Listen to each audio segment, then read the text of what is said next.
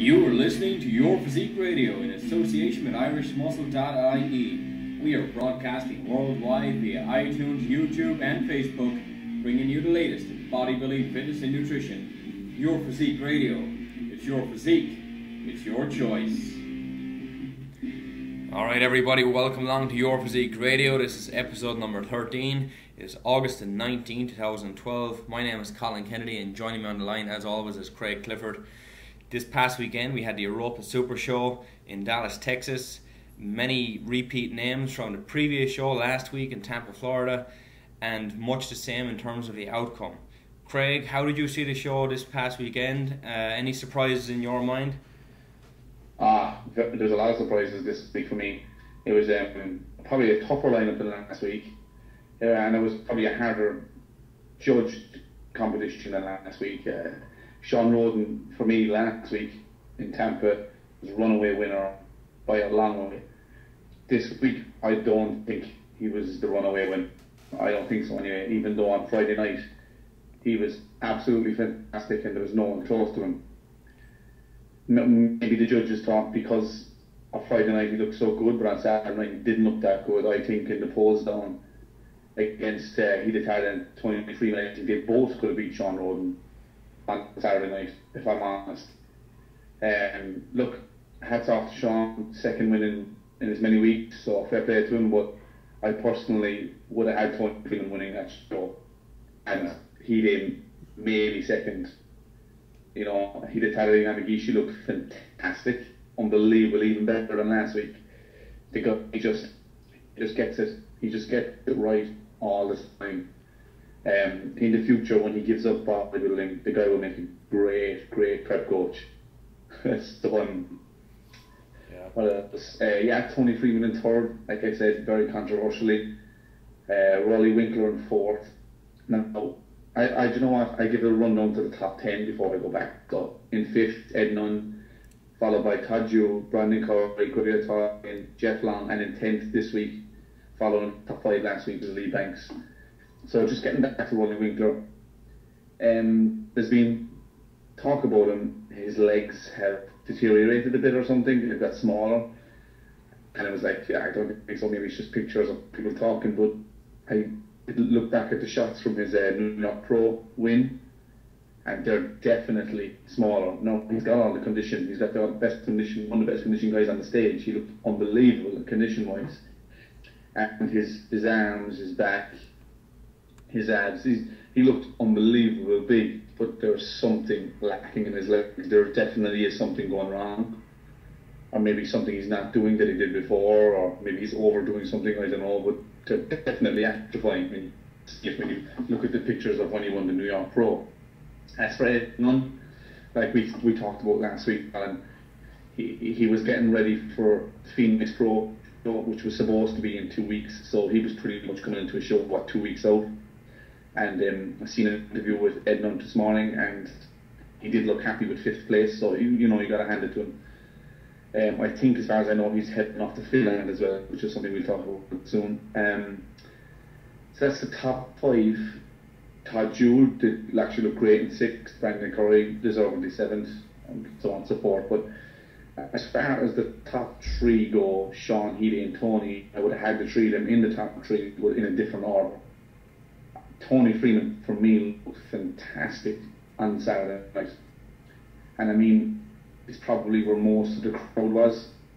They must be looking at this, even though the judges probably know what they're looking for better than anyone else, but the audience must be looking, going, how the hell did Tony Freeman lose this show? And to come third, maybe there's some sort of vendetta up against him or something, I don't know. Or maybe the judges don't like the guy. I don't know what it is, but to me, he did not deserve third. How did you see it, Colin? Looking at Sean Roden, I think he was the best overall on stage. He had great symmetry, great proportion. He was in condition. I have no concerns with him taking first place, to be honest. Last week, I wasn't so sure about he or Tony flip-flop, but again, I wasn't disappointed. But had Tony taken last week, again, it wouldn't have surprised me either. I had to say, I mentioned this earlier on our Facebook page, and we had a comment back in disgust, I would imagine, but I thought that Hidetad did deserve second. I thought he was in better condition, and overall he looks, I mean, I don't think he can get any better. I think he is kind of peaked out at this stage, which is a bad thing in his point of view, because if he's peaking out and he's placing second, he's never going to take this show. He's absolutely never going to become Mr. Olympia. He's never going to win the Ireland Classic.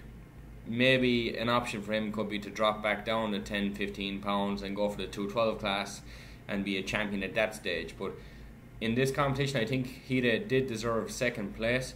But like I said, he's never going to be the best in the world. He's never going to place top 3 at the Olympia, possibly top 3 at the Ireland Classic, but only if the rest of the guys don't come in the condition and the size that they have in the past.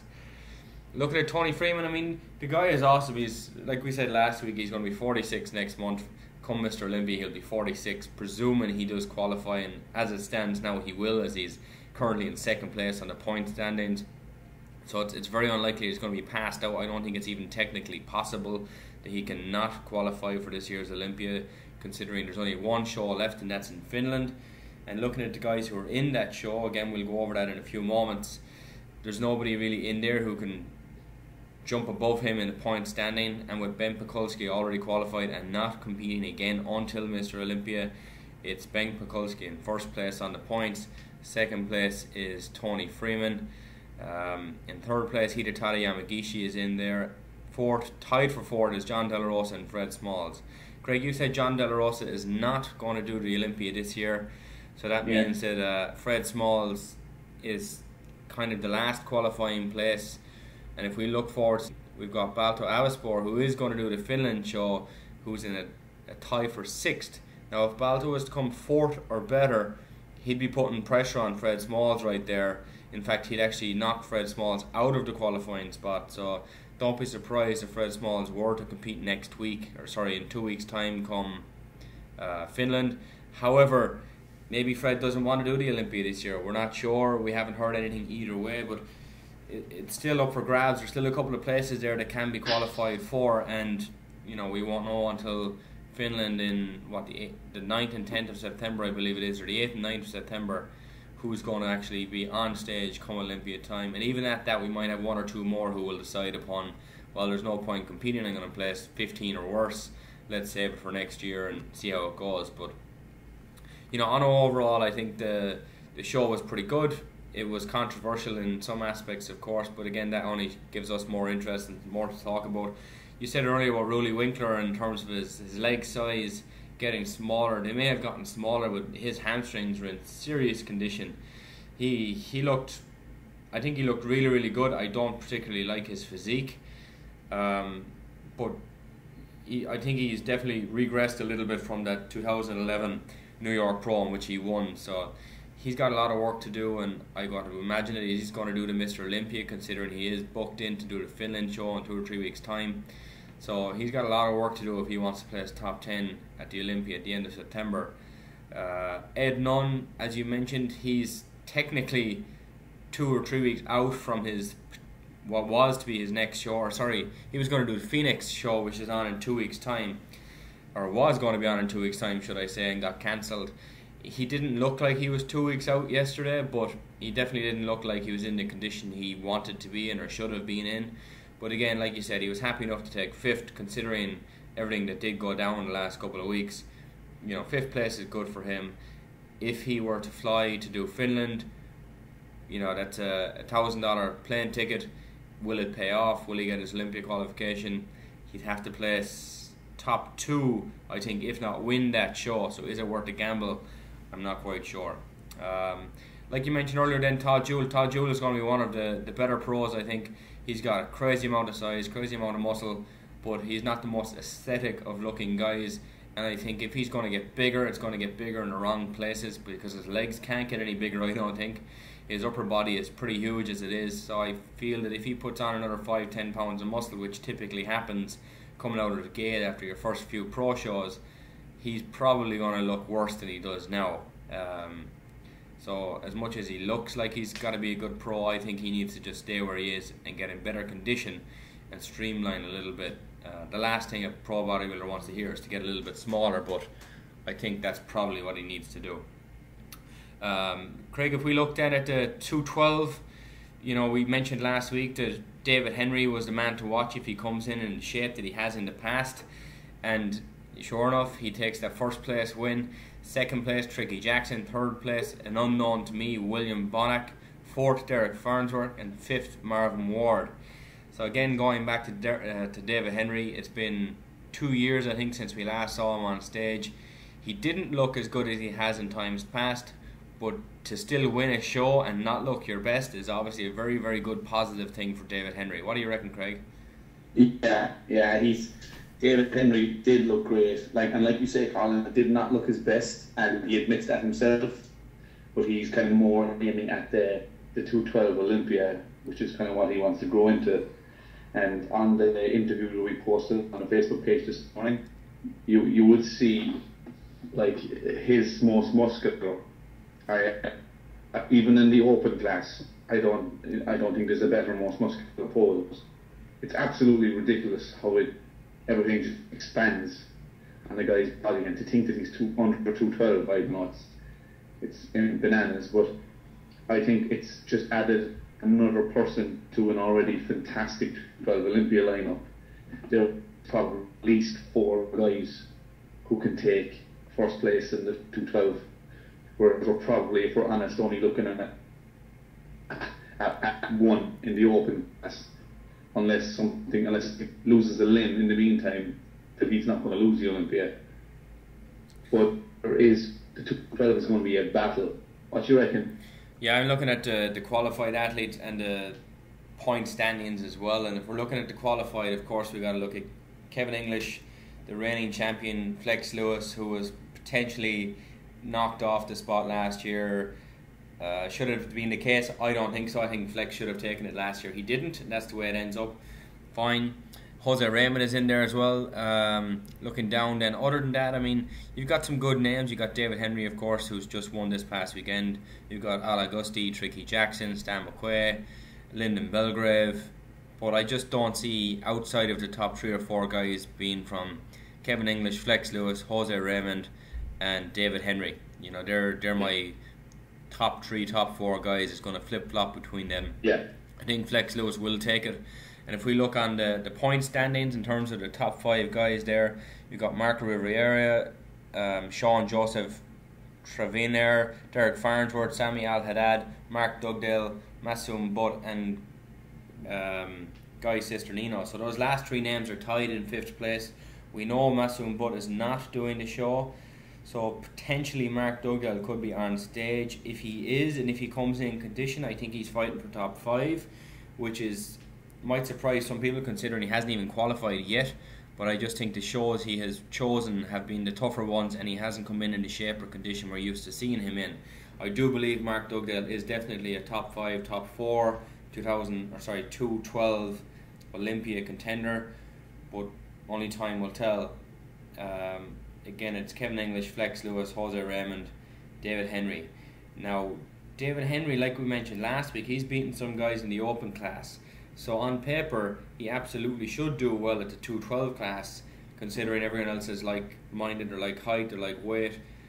But I don't know if this year is going to be his year. Next year, yep, if he's in around, and if he hasn't been deployed back out to foreign land for the US military, then definitely I think David Henry is one to watch next year. But I would like to see him nonetheless standing next to Flex Lewis, because I think Jose Raymond, Kevin English compare slightly, and I think Flex Lewis and David Henry do quite well. So, I wouldn't be surprised if David Henry did in fact sneak into 2nd place if Flex Lewis were to take it. However, if it goes back to Kevin English, I think David will be in 4th or 5th place. Depends on really what they're looking for on stage, whether it's shape, symmetry, condition, or if it's size, mass, and condition. We'll see how it goes. What do you think, Craig? Who do you think is your 212 winner this year, all considered? I'll be honest, Colin, I could not agree with what you just said anymore, man. It was absolutely bang on the nail, man. Honest to God, it was perfect. Like you said, if David Henry wins it in perfect condition, you kind of go, you know what, I've seen that coming.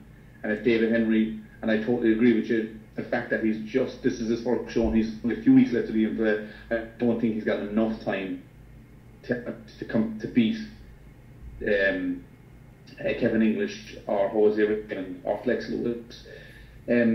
my heart wants Lex Lewis to win the 212. I don't know, I just think judging wise, a lot of the judges seem to favour Kevin English. Look, and this is no disrespect to Kevin English, who's a fantastic bodybuilder, but I just personally think, and like you thought, that Lex should be the current 212 champion. He's not. It's old school now, but I hope he's going for the championship this week, or this next month, I should say. So hopefully it'll be a good battle anyway. The top 4 is going to be better. And just on the previous 212 show, did you see the guy in third place, William Bonac? I was just going to mention him, Craig. That guy, I've never heard of him before. I've never seen him before, but I think that guy is going to do really, really well in the future for sure. Holy potential, like. Yeah. God. He's from the Netherlands. He's currently in 8th place in the point standings. Unfortunately, there's no 212 class in the Finland show, so he will not qualify for this year's 212 Olympia. However, I do expect to see him on stage early next year to get a qualification spot, and then take the next 7 or 8 months off and come back in for that 212 Olympia and be fighting for that top 3, top 4 for sure. Because this guy he looks phenomenal. I mean, his hamstring, his quads, his abs, his chest, his back. I think if he was better known, he would have done better in this show. I think he deserved potentially 2nd place over Tricky Jackson. Very good. You know, I'm looking at a rear lat spread here now, and the guy he's super looking. I mean, I've nothing bad to say about his physique. He's unknown, and unfortunately that does affect where he plays, and it shouldn't, but we always say that it does, and it truly does. He's good poses, good classic poses. William Bonac, he's a guy to watch for sure in the future. I mean, think about this, right? Like, William Bonac isn't competing at the Olympics. But think about the Arnold Classic next year. You could have David Henry, Lex Lewis, Kevin English, Jose Wickland, William Bonac, and Masoom Butt. Yeah. All of them 6 teams. Now that's a competition. And you see, that's the thing with the qualifying the way it is at the moment. You've got a lot of guys who are exceptionally good, but because they enter into the wrong show, or they come up against the best in the game on whatever show they enter, you know, they don't place as high as they could on a smaller level show, so we don't end up getting the best 10, 12 guys on stage. We get the best 6 and then a complete jumble down the other end of the line. You know, it's a shame to see the likes of Mark Dugdale not qualified, or, you know, as we just mentioned, William Bonac, who's definitely not going to qualify. Some of the best guys, well, let's say some of the guys who are potential top 6 are not going to be on stage because they didn't win this year. And I understand it in some aspects, but it's hard to look at some of the better guys in terms of shape, at least, and quality muscle. Maybe not the size, but the symmetry and proportion, and they're not going to be on stage. The prettiest physiques will not be on stage. I mean, if I'm competing, I want to be competing at the Flex Pro in January, or even earlier in the British Grand Prix. Yeah. You know, if you win them shows, you're in, and that gives you a big long break all the way up to the Olympia. You know. Yeah, I think that Flex show, the British Grand Prix is definitely something that, you know, looking to enter that show, whether it's open or 212, definitely go along. We know Masoom Butt is going to do it, and I know he's also doing the Shrew Classic, which is, you know, like he said himself on our show, and way back probably 6-7 weeks ago now, it's, you know, it's practically a home show for him. He being from Pakistan originally, and the show being on in India, you know, they're right next door, they're neighbours. So I think that when he does those 2 shows, he's going to place very, very well. I think he has the potential to win one of those shows as well. And if he does, I wouldn't be surprised to see him take the rest of the year off and come back for the Olympia. And Flex Lewis is doing the British Grand Prix, but he's doing the Open. So exactly, yeah. Leave, honestly, I can't see anyone passing that soon. But if he comes in like he did last time, even a pound heavier, oh my God, the guy has just got muscle on top of muscle, and he has an unbelievable looking physique. So Masoom Butt should and could win that show in Manchester, and you know what, he could probably take the next 10 months off, you know, which would probably be great for him to come into the Olympia next year. Yeah. Maybe he wants to do the Arnold, I don't know, who knows, but for Masoom Butt, big future anyway. Actually, and speaking of the 212, we mentioned last week, we mentioned Quincy Winkler. Yeah. That is Rolly's brother. Yeah, I saw that actually. It's something I hadn't heard of before. I think I heard the name, but I hadn't heard the relationship in which they are brothers and they're this and that. And, you know, the guy looks good, but he's not his brother for sure. You know, there's some would argue, oh, he's got this genetic and he's got better genetics, this and that. Until it happens, there's no point speculating. I think we got to look at what we've seen this past weekend, and you know, good physique, but he's not going to beat his brother. You know, it's if they were standing side by side, it's really show all day long. Yeah, right. But again, we'll move on from the 212. We'll move on from that show itself. What I would like to say in terms of the coverage with the open category, just nice and quick. The biggest disappointment of the whole show has to be Troy Alves, who comes in dead last, a tie for 16th with the bottom 9 guys, I believe it is. And in part of that tie, we got Troy Alves, Sean Allen, Gus Carter, Adorius Cherry, Rodney Davis, Constantino Dimitro, Wendell Floyd, Cesar Mendable, and Zahar Mukhahal. Now, there's a couple of names there, of course, we recognise A.D. Cherry being one of them, Sean Allen being the other, but I don't think Troy Alves belongs in that bottom pile. I think he should have been in the top 5, top 6 at this if he came in the way we've seen him in the past. But maybe the old cliche of time is catching up to him is indeed the case, because he's well into his 40s now. He's a grandfather, believe it or not. What did you think about Troy Alves, Craig? I honestly actually didn't see any pictures of him, Colin, but when I see his play, absolutely gutted. Yeah, and there's a very good reason. He is a good player. You know, you hate seeing such a good pro. I don't know if they just get everything wrong. I don't know what happened, but did you see pictures, Colin, or some video of him? You know, I was just going to say there's a good reason why you haven't seen many pictures, because he plays so far down the pile. Yeah, you know, typically you don't see many pictures of the guys who don't come in the top 8, top 10. Very, very disappointing. I don't know if he was working with Chris Aceto this time around, but again, you know, whether you're working with someone who has had success with you in the past or not, your body changes and the effort you put in may change. You may get better, may get worse. The results will always change from time to time. And, you know, unlucky Troy, he's not going to qualify for this year's Olympia. I don't see his name on the Finland show. Again, we'll cover that in a moment, but yeah, disappointing to say the least. On the other end of the scale, Craig, in the female, we had one female category, and it was figure. Have you got a list of competitors or a top 5 there for us? Yeah, well, I'll give you a top 3 anyway. All right, go for it. Yeah, so we in first place in the figure, we had Elise Suarez. In second, we had Larissa Rice. And in third place, we had Tatiana Kochman.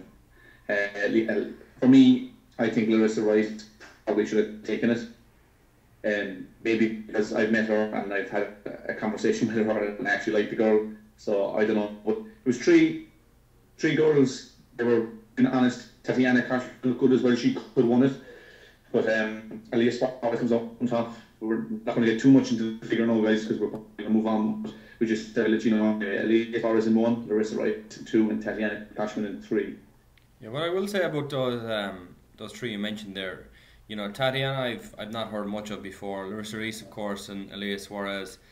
You know, Larissa Reese typically came in more muscular. I think she'd do quite well in the physique category versus this. Now, she looked a little bit toned down. She looked a little bit smaller than times past. Maybe she is. Maybe it's the illusion of who she's standing next to. I don't know. But I can't complain with her taking second place. I think Elias Suarez looked excellent. Her conditioning was good. It wasn't the deepest lineup in figure competitions this year, but look, it is what it is. 1, Elias Suarez, 2, Larissa Reese, and 3, Tatiana Kochman, 4, Essence Monet, and 5th, Tevesi Bricino. I hope that's correct. Probably not, but it is what it is. But again, it's kind of the last chance saloon at this stage. There's one more figure show, I think, coming up in Culver City in California in 2 weeks' time. If they want to qualify, they got to get in line, they got to stand on stage, and they got to do what they got to do. And, you know, Elias Suarez has not got to worry anymore for the rest of this year, but she may again compete. Who knows? Greg, we will move on nice and quickly now. We're going to go into our preview for the Finland show, which is on the 8th and 9th of September, so we've got just over 3 weeks, or just under 3 weeks from today, let's say. And looking down the list of names and competitors who are in, we've got we have actually got a pro figure in this category as well next week, so another chance for people to qualify for that.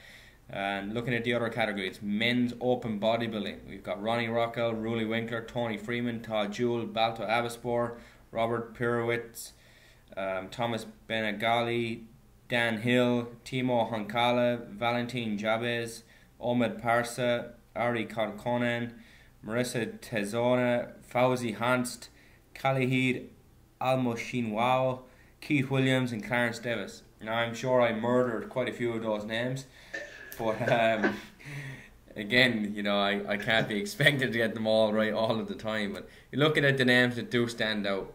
Ronnie Rockwell has to be number one. Germany, he's flying maybe an hour and a half to get to Finland. He's nearly always in shape. He's probably 5'5", 5'6". He's a wall of muscle. I think this is, looking at the lineup, it's either he or Tony Freeman who are going to take this win. What do you think? Yeah, totally. I mean, Ronnie Rockwell has a top 6 to Mr. Olympia, so he's going to be no pushover. I think Ronnie Rockwell here is, because this will be the 8th September, so it's going to be 2 weeks before, is it? Yeah. 3 weeks before. Or 3 weeks out, yeah. 3 weeks before the Olympia. So I'm just thinking Ronnie Rockwell mightn't be 100% here. I think Ronnie Rockwell at 95% is still good enough to win this show, but I think Tony Freeman has something to prove. Wally Winkler, and it's a local enough show for the European. He has something to prove. Robert Petrovic from Poland, I mean, he's a good bodybuilder, he's plenty of muscle. He could be the top 4 or 5, Dan Hill from Germany, for me, not the greatest physique of all time. So if he gets in the top 5 here, he'll be doing extremely well. Yeah. So if I'm going to go out on the limb, I'm probably going to say Tony Freeman, Ronnie Rockwell. I'm actually going to maybe say Todd Jewell here, over Rowley. No, I won't. I'll say Rowley Winkler just because he's local-ish. Yeah, I think it's going to be... Over Todd. Yeah, I think Rowley's going to do well. And to be fair, I mean, the past 2 shows, Rowley's placed higher than Todd Jewell anyway. So, if history repeats itself, it will be Rowley beating out Todd Jewell. I do think that it's going to be Ronnie Rockwell just because it is more local, not necessarily because he's going to be in better shape. But who knows? If it's the first year I think Finland is holding this show, so they may in fact just be going clean across the slate, no favoritism for one or the other. Forget about Europe, forget about the US. The bodybuilder on stage is the bodybuilder on stage. Let's judge them fairly. That's the way we would like to see it. And if that is the case, based on times past, I'm going to say that Tony Freeman beats out Ronnie Rockwell, because Ronnie's going to be 3 weeks out from the Olympia. I don't think he's going to peak. He doesn't even have to, I don't think, because as far as I'm aware, he's already qualified for the Olympia anyway. So this is more of a warm-up as far as I'm concerned for him. Yeah. Just looking here back at he is currently qualified for the Olympia, so it's really irrelevant whether he wins or comes in second place in this. But like you said, Tony Freeman has definitely got a point to prove here. He's got to get out there. He's been second, he's been third. Can he change it all around and get that first place? It's been elusive. I think he has the potential to do so. I think he will in fact take first place. If all judging is fair, I think it's going to be Tony Freeman, Ronnie Rockwell, Ruli Winkler, Todd Jewell, and then who knows from there on. And you mentioned Dan Hill, Craig. There was a picture posted of Dan Hill. It was probably 7 or 8 weeks ago. It must have been 10 weeks ago, I'd say, of him. And the quote from him said 12 weeks out or whatever it was. And one guy commented saying 12 weeks out from what? Starting your diet? Because this guy, and to be fair, he did not look anywhere near professional standard. He's come in looking pretty good in his first few shows. He is very young. I'm not quite sure how he got his IFBB Pro card, but look, he has it. It's better than I've ever done in the world of bodybuilding. But he's definitely one that people are looking at and expecting to do very, very bad here. So if anybody has kind of something to prove to themselves, it's Dan Hill. And he had that controversy in recent months where he was apparently, he and his girlfriend or whoever it was, they had a bit of an altercation and some physical contact was made, and went around the bodybuilding scene that he was after beating up his girlfriend or whatever it was, and that was all kind of a hearsay or a gossip, but there's definitely a lot of animosity towards Dan Hill at the moment. But if he comes in shape and he does what he has to do and he places in the top 5, he'll be doing very, very well, I think, to do so. But like we said, the top 4 guys are going to be Tony Freeman, Ronnie Rockwell, Ruli Winkler, Todd Jewell. Outside of that, we're not quite sure. It's going to be a big jump. Keith Williams might jump back into the top 5. We'll see how it goes. But looking at the lineup, we've got only 3 guys from the US, so it very much is a European affair. Almost everyone else is from Europe, and it does allow somebody to get that qualification spot who might not necessarily have done so well here in the US because they're unknown. But again, we'll see how it goes down. It's the 8th and 9th of September. It's 3 weeks out from yesterday. I'm looking forward to seeing some new faces on stage, but again, we're always going to look towards people we know, and as we typically do, we see that they will be the ones who will place in top 4, top 5. Looking at the pro figure then, in terms of the nationalities of most of the ladies who are competing, it's just one from the USA. So again, it's a huge European contention. Quite a few from Finland in there itself, a couple from Germany, a couple from the UK, Slovakia, Brazil, Spain, Norway. This again is going to be one where hopefully it will be judged sheerly on physique, because if you don't know somebody, you've no ties towards them, you've no friendship or no personal relationship with them. So the less you know of certain people, the better the judging could possibly be at the same time. So we will see how it goes. I believe the commentator or the announcee, or the MC for the event is going to be Sean Ray, and that'll be interesting in itself, just to see Sean up there on stage trying to pronounce those names, because if I had a hard time with them, I'm sure he will too. So we'll leave it at that. Alright, then with that, we'll move on to our next topic, and this topic is going to be our gym reviews. This segment is brought to you by Body Benefit Health and Fitness. For more information, visit Body Benefit Health and Fitness on Facebook. Body Benefit Health and Fitness, making fitness fun. Our gym reviews then this week, guys, they're from the University of Limerick and the Mardyke Arena in Cork. Both are affiliated to the universities, but we might expect better standards from some college or some university fitness centres or clubs or gyms, whatever you want to call them. Will that be the case? Craig, we've been to UL a couple of times together. The very first time was probably 4 or 5 years back. I don't know if things have changed since then. And again, we're only talking about the gym itself, not the sports complex as a whole. And I have to say, as much as we were impressed that the dumbbells did go up to 60 kilos, I wasn't overly impressed with the facility itself. How about you? Yeah, I mean, it's a good gym. Don't get me wrong. It's got most of everything you need, but it's really, really cramped. It's really, really stuck together. And for the size of the actual arena, I mean, when you're bringing in the basketball courts, the pitches, and everything that goes with it, the size of the gym is actually really small. And I think of right next door, they have a specialist area for the Munster rugby team. It's like it's used a few times a week. So just for me, it doesn't make any sense. This place is locked up. It's got loads of equipment, and plus, maybe they should open it, but close it when the rugby team is playing or something, or when they're training or something. But something has to be done anyway. It's too small for the actual size of the university, in my opinion. Now, in fairness, it's got great facilities as the arena, everything, but as far as the gym goes, like he said, when we myself and Colin trained there, when we went to Oregon, it was fantastic, and he was trained Brian Bullman, who was previous judge, and who we had previously on the show a few weeks ago. We seen another time that we trained there. We seen Double O'Rourke, who was an Irish Olympian. Munster legend Paul O'Connell was there training another time. So you probably run into a few famous faces along the way. But in the gym itself, I like I said, I think it's a little cramped. It's got enough cardio. It's got heavy dumbbells, which is great. Which myself and Colin's eyes lit. Maybe we couldn't lift 60 between the two at the time, but that's nevertheless. But I think there's something missing there. And to me, the actual, how can I say it, the atmosphere is pretty much non-existent there, to be honest. And if I had to rate you out of 10, I'd give it a respectable 7. It's it's a good gym. You'd probably find better gyms than if you were going, or you did some research. I'm not too impressed with the centre itself. On an overall, of course, the pool is Olympic sized, the outdoor track is great. They have got the National Strength and Conditioning Centre, which is, like you said, Craig, it's next door to the actual gym itself. But to be fair, that facility, the National Strength and Conditioning Centre, isn't all that fantastic. I mean, I'm looking here on their actual website themselves, and surely if it's on their website, they're bragging about it. But they've got 6 Olympic platforms, excellent.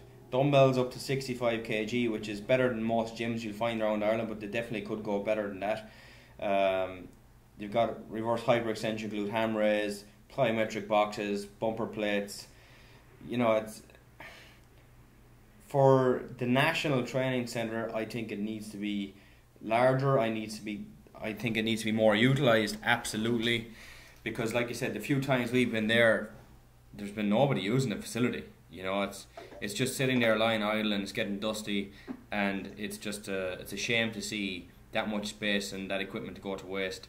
I think that any standard gym here in the US will compare pretty much. Maybe they won't have 6 Olympic platforms, but they'll have dumbbells that go heavier, they'll have more machines, they'll have more variety, they'll have higher weight stacks, higher dumbbells.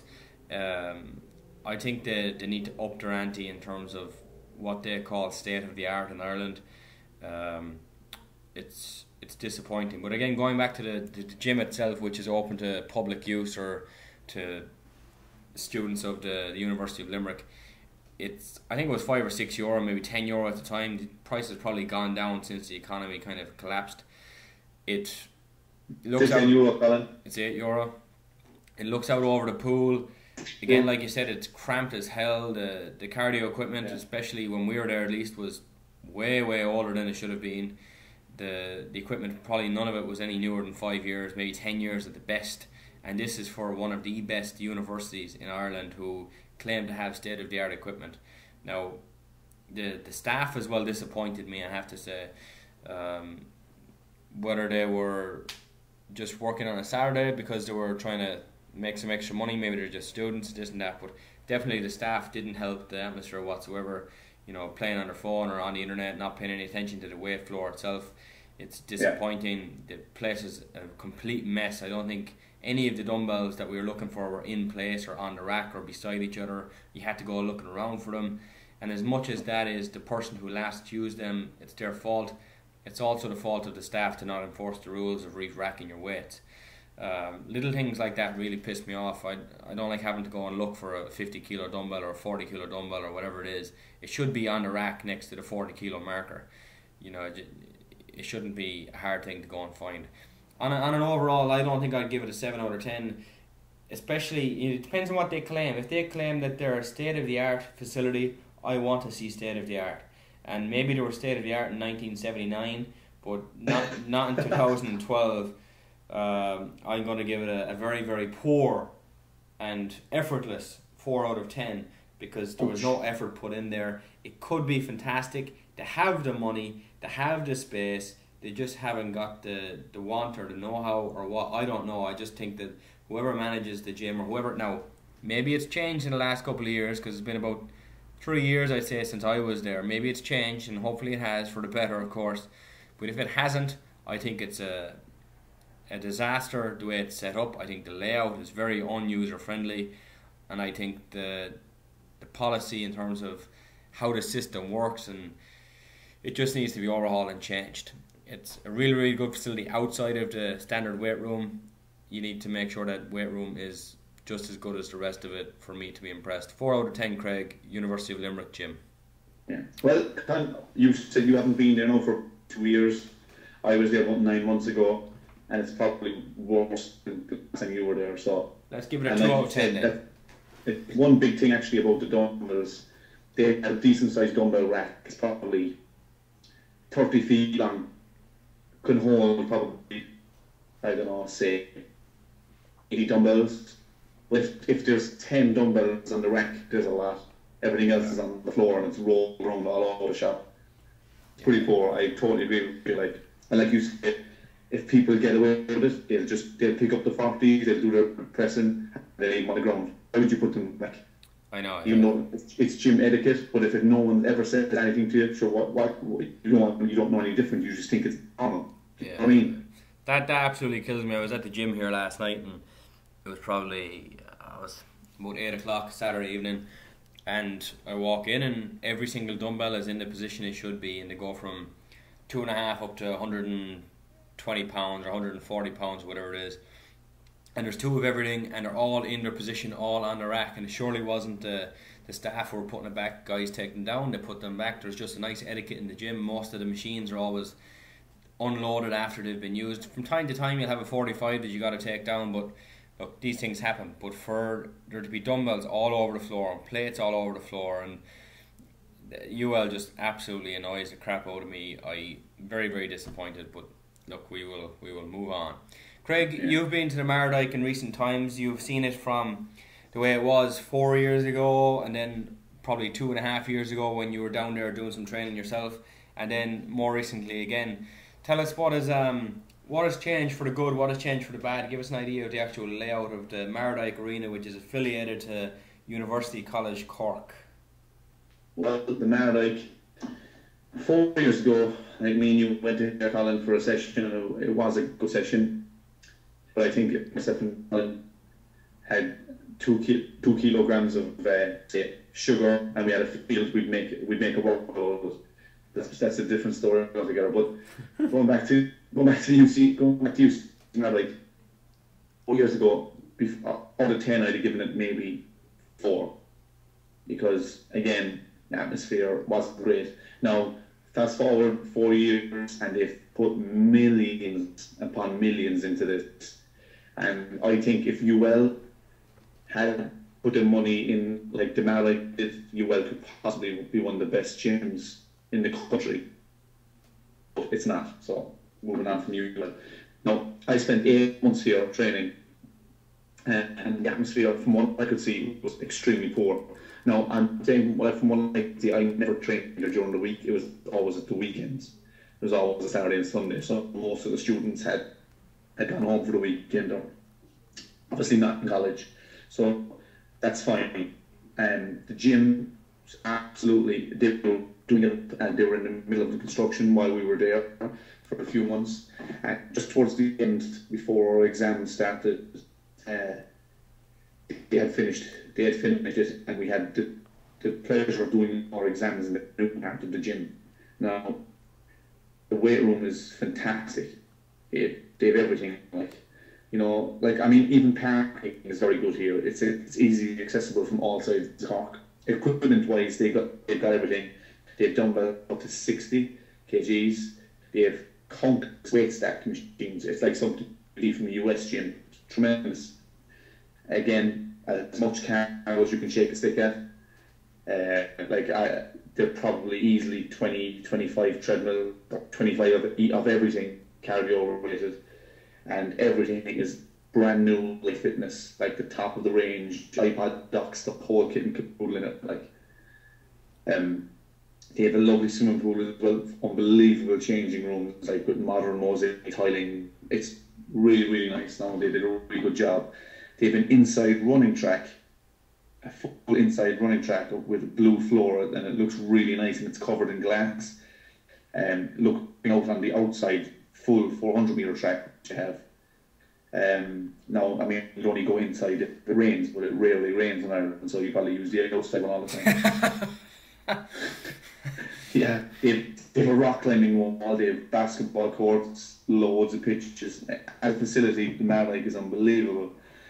Now, the downside to all this greatness is, like, although I've never been there during the week, people have told me that even though they've got millions of machines, loads of weight, blah, blah, blah, blah, the place is joined with students from, we'll say, 3 o'clock till 9 o'clock at night. And people say they actually have to wait. Now, to me, either they had enough money or they didn't do their homework. Because the reason why they changed everything is because the gym was getting too small for the amount of students. No, if you have 100 students coming and they all want to use a treadmill, you would think, right, you need 100 treadmills, not 20.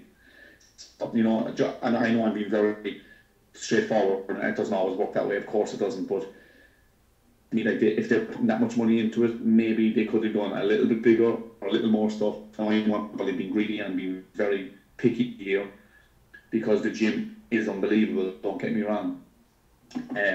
But that's just one little thing I would take the point off, and I'd probably take another point off the atmosphere. I don't know, is it because they're students or what?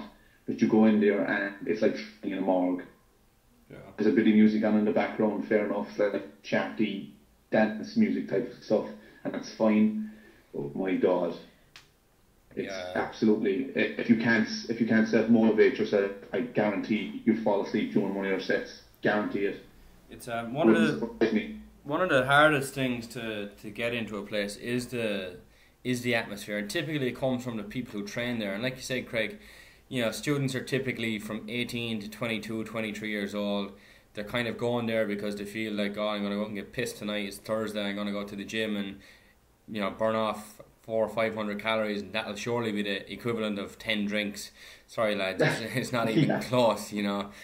And that's kind of the atmosphere. Now, don't get me wrong. You will have a few guys and girls who will be in college or in university, and they will go and they'll train hard. But like you said, if you go in there late afternoon, late evening, it's going to be packed out.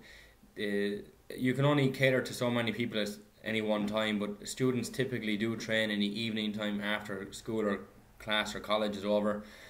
But again, like Craig said, unless you can bring your own intensity or your own atmosphere, your self-atmosphere, let's say, to a gym, you know, it's not going to be the place to go. And unfortunately, that is the case with most gyms around. You kind of have to bring your own level of atmosphere, your own intensity in there, which you have to be able to self-motivate. But at the same time, there's good gyms, let's say here in the States, if you look at the big two or big three, you've got Metroflex, you've got Gold's Gym in Venice Beach, and then you've got Bed Francis, Powerhouse, and Syosset, New York. I guarantee you could walk in there any time of the day and lift your best bench or your best squat, your best deadlift, just because of the atmosphere that's there. Without even seeing anyone or feeling like you're pumped up going in, you walk through the doors, it's like somebody give you a jab of atmosphere in your ass, and you know it's off you go and you train. And sometimes you got to be able to dig deep with these more kind of fancier gyms or chain gyms. You got to be able to go inside yourself and bring out the training that you want to achieve. I have to say, the time I was in the Mardyke, again, like you said, Craig, the facilities are pretty good. Obviously they've changed since then, but the atmosphere doesn't seem to have done so. It was not the place to be. Again, the staff typically are going to be students, and again, there's some good ones, of course, but most often than not, they're there to pick up their paycheck and they're there to go out, and they're waiting for the time to finish so that they can go home and go and have a few drinks and go for the night out. And you're in college, that's all kind of part and parcel to go with it, but you should not be talking about it, you should not be thinking about it. You know, when you're at work, you're there to help the people who are in front of you, and that's what they should be doing, and typically it is not the case. So that also annoys me quite a lot in terms of the facility, not just the atmosphere, but the staffing and the way the staff take their job or do not take their job seriously, as the case may be. What I would say, Craig, is with all of the money that is pumped into all of these gyms, obviously it's coming from somewhere, because as far as I was concerned, up until 3 or 4 years ago, the best chain of gyms in Ireland was Total Fitness. Now, Total Fitness had 3 gyms. They were all in Dublin, Castleknock, Malahide and Sandyford. And typically they were big open spaces. You're probably talking 25, 30,000 square feet at least. They'd have an indoor running track, they'd have a pool, they'd have all the facilities and classes, good weight room, hammer strength equipment, live fitness equipment, lots of cardio, lots of everything. But they closed down about 3 years ago because of 3 or 4 years ago, because the rents apparently for the buildings in which they were in were too high. Now, if that was the case or not, I don't know, but they suddenly, all of a sudden, one night at 12 o'clock, closed down, announced it, and all the staff were like, well, that's it, sorry, your jobs are gone. All of the equipment was sold off and liquidated, and those facilities, as far as I'm aware, still lie empty today. So it's a shame to see a big fitness centre like Total Fitness just disappear like that. It was probably one of the the larger and better facilities in the country, if not the best facilities in the country, and they just close down because of high rents. And rent can only be paid if you have the customers to come in, and that again is another kind of insight to Ireland and the lack of people who do actually go and take care of themselves through health. And believe it or not, if you're here in America and you're listening, or you're in Australia, the Irish obesity epidemic is just as bad as the American one. It's just less talked about. It's kind of more accepted. It shouldn't be, but it is definitely more accepted. And I think closing down facilities like this, possibly the government could have stepped in and, okay guys, reduce your rates or reduce the rent, or we'll give you some subsidies so you can afford to keep the place open. Because when you've got 3,000 or 4,000 members at each of these centres and suddenly those gyms close down, you've got suddenly 10,000 people who don't have access anymore, and likely is probably half of them won't join up somewhere else anyway, so their health is going to deteriorate and everything goes downhill from there. But again, big shame to see Total Fitness close up a couple of years back. Hopefully somebody or someone can get the money somewhere to reopen facilities that are as good, if not better, than those guys. Craig, tell me, when you went to the Mardyke, when you walked in, did you have to sign any waivers or anything to say that if an accident happens, it's on your own head or anything like that? Yeah, if you're a once-off user, you have to, you just sign it. There's a paper. It should only take you 30 seconds to fill out, just to say that you've trained before, blah, blah, blah, all this kind of stuff. And is there somebody in there to help you out if you need it in terms of how to use this machine? There is. There is, yeah. There's always someone inside in all the rooms, because there's 4 different rooms, and there's someone, at least 1 or 2 in each room. And even the weight side of it, all the dumbbells are always on the rack.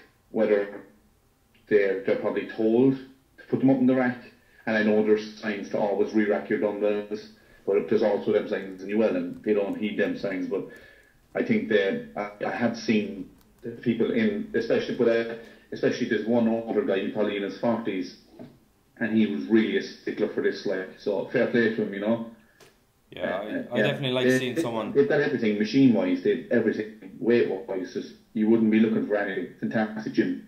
But like I said, the only thing I'd take points off is the atmosphere, and just from during the week, the lack of choice of machines because it's so busy. Yeah. I'm probably being picky there, but next time you're back in town, Colin, we'll take a spin up the Cork for a couple of hours, and we'll have another session in there. You will be surprised. You will like it. So. Yeah, I'm actually on their website here now, having a look. There are definitely some changes that have been made since I was last here, for sure. It's nice to see that money is still being invested into something that, is not a necessity for most people, but should be, as far as I'm concerned, is to have a facility that you can go to and you can utilise to maintain fitness and improve strength and improve bone density. And Craig, was there many older people there when you were there, or was it typically 25s and under? No, I tell you, especially during the week or during the weekend, Colin, it was very, very mixed. You'd some students, I'd say maybe 25% were students, 50% were probably 25 to 40, and at least another 25% were 60 plus. Because there was a lot of older people in there, a hell of a lot, which is great to see, of course. It's fantastic to see. Yeah.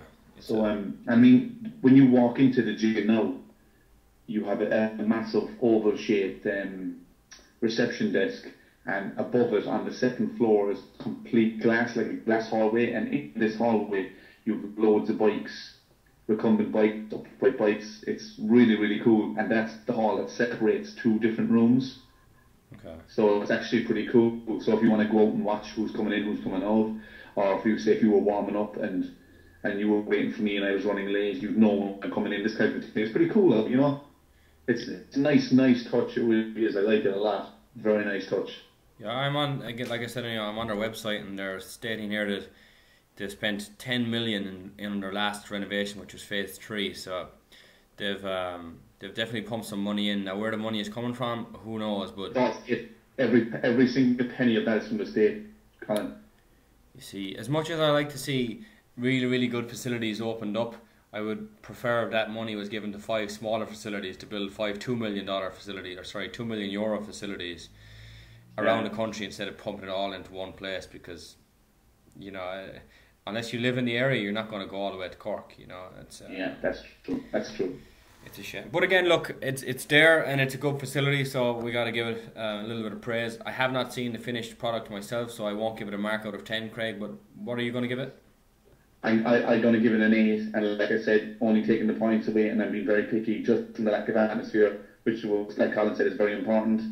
And the other point, just from during the week, which didn't affect me now, to be honest, but during the week, people are still waiting for machines, so that's why I'm taking 2 points away. Now, like when I think of, if I had to pick a gym, if I'm thinking about, oh my God, I love the gym, or I'm going doing health and leisure, or doing something along them lines, and I'm going to be using the gym all the time, I would definitely pick the Mardyke over UL. Oh, yeah, no question. I'm looking at the pictures here, and the facilities, they're definitely up to scratch. There's no question. The indoor running track, the outdoor running track, their aerobic studio, or whatever they're calling it, the cardio theatre, the fitness centre. It's absolutely, it's up there. I think, Colin, they have about 12 studios, and they're all glass studios, and with the speakers built into the ceilings and all glass. Oh, they're amazing, like fantastic flooring. Oh, very, very class studios, like really cool. Yeah, it's they definitely spent their money and spent it well, it looks like, and let's hope that it continues to get the use throughout the entire day and week and year, not just after college times, or that it goes completely dead come the summertime, because if something like this were to get run down and to get poorly managed or to get underutilized, it would be just a complete waste of taxpayers' money, and that's where it came from, guys. So get down there and use the facility that you put your money into. So if you're in the Cork area, especially in the Cork City, get down and check out the Mardyke. If you haven't been there since the renovations, it looks definitely like they've put a lot into it. And like we said, you can claim all you want, oh, it's a university gym, it's this, it's that. The weights are there, the machines are there, you bring your own atmosphere and intensity with you, and you're going to get yourself a good workout and a fantastic facility. So, yeah. Just before we move on, Colin, I would like to say, if there's anyone who's listening who has any bit of pull or knows someone in management in UL, get them to listen to this show. We have trained there. We're not into UCC. We're not picking UCC because it's better, or because we like Cork better, or anything like that. We're picking UCC because they put the money into it, and it's a fantastic facility. UL, like Colin said earlier, has the potential. So if anyone's listening from UL, take its advice. That's all we can give. Take our word for it. These little changes can make such a big difference. You don't have to put 10 million in. You could put 500,000 and make that gym massively. It could benefit hugely. It really, really could. You know? Even if they didn't put any money into it in terms of buying new stuff, if they just relayed out the equipment, make it a little bit more user friendly, a little bit nicer coming in, not pieces of paper stuck up here and there advertising this and that, and the person behind the reception playing on Facebook. And look, it's a top class facility until you walk into that main gym area. Outside of that, it's definitely worthwhile to visit or worthwhile training at. But again, like you said, if somebody is listening who goes there, I'm sure you're going to understand what we're talking about. And if anyone who's listening who actually works there or knows someone who works there, definitely get on to them, or say to yourself, how could I make this better in terms of the layout? Layout is key. It needs to be convenient, it needs to be easy to access, it does not want to look cramped. As much as having a million machines is wonderful, if you haven't got the space for it, it just makes the experience worse. So you might have to downsize in terms of the equipment you have, but believe me, there's equipment in there that does not get used, so it wouldn't be missed. Absolutely, it's probably used as a coat hanger if anything. I mean, this is an independent review as well. We're giving it constructive criticism. We're not criticising it in the way constructive all of it, guys. As we mean as constructive. Yeah, I would love to go to every single gym in the country and say, hey, look, recommendations. This is moved, that's moved. Change this, change the colour, change whatever happens. What procedures to have in terms of their training, their fitness. That's one thing. But definitely, if you're going to walk in off the street, you want to be impressed, and typically you're impressed by layout versus mess. And it's a simple thing to do. You just get a couple of guys to go in, a couple of cranks or dollies, whatever you call them, and just move the equipment around, put it in a more symmetrical layout and more user friendly, and kind of think about the process. Try and, as far as I'm concerned, I like to see upper body equipment in one section, legs in another if you have the space to do it. And they definitely have the full range of equipment that you could need. It's just very, very poorly laid out, and I think it could be made much, much better. But anyway, we will move on, Craig. Yeah. And basically, we're just looking at next week now. Next week, we're going to be having our more in-depth preview of the Finland show. We hope to have a few more names into the fray and throwing their hat into the ring. We're going to have our top fives. They will be back next week, and they're going to be pros who never were. So NPC amateur bodybuilders who could have been IFBB pros if they had have picked a better show to compete in, or whatever the case may be. So the likes of guys who came up against competing against Flex Wheeler or Ronnie Coleman or Sean Ray back in the day, that kept getting second place, eventually gave up on their dreams or whatever it was to become an IFBB pro. So the top 5 pros who never were. We will be back with Q&A next, so if you do want to get your questions into us, send them in ASAP. The first few questions that we get will be the ones we will read out. And if you want to contact us, our contact information is as follows. Yeah, guys, if you want to contact Colin directly, go visit www.yourphysiquepersonaltraining.com. If you want to contact, go on to Facebook.com/Castlemane Gym. If you want to contact the show, get on to Facebook.com/YourPhysiqueRadio. You can email us, guys, at yourphysiqueradio@gmail.com. You can also follow us on Twitter at Physique Radio. I'd also like to say to anyone who's listening out there, guys, for our topic of the week, if you have a topic you would like us to talk about in depth, let us know and we will bring it up and we'll put it onto the show, because at the end of the day we want to talk about stuff that you want to hear about. So let us know what you want to hear about and it will be our topic of the week. Next week we do have a topic of the week coming up. We're still preparing it, but it is going to be a very, very good one. So do make sure to tune in next week for episode number 14 of Your Physique Radio. And until then, remember, it's your physique. And it's your choice. Thank you for listening to Your Physique Radio in association with irishmuscle.ie. Replays of all previous episodes can be found on iTunes, YouTube and Facebook. And for advertising opportunities, you can contact us at yourphysiqueradio@gmail.com. Your Physique Radio. It's your physique. It's your choice.